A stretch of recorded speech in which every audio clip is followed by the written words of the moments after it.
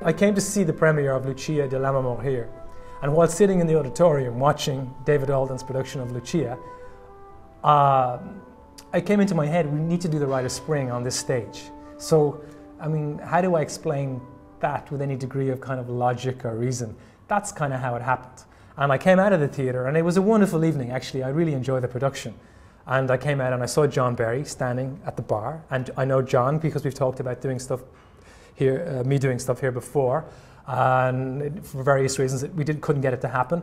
And I walked up to John and said, we've got to do the Rite of Spring here.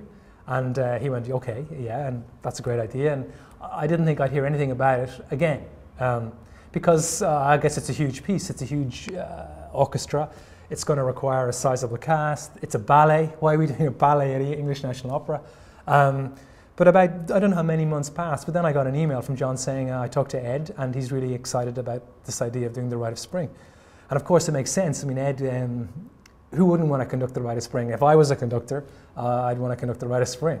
So it kind of took upon a life of its own then. It started to happen. So slowly over a period of time, I began to realize I'm actually going to get a chance to do the Rite of Spring with live music.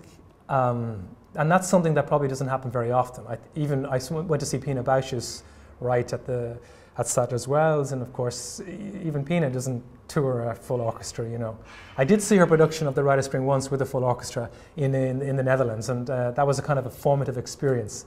I think I was about 25 at the time, and it's something I'll never forget.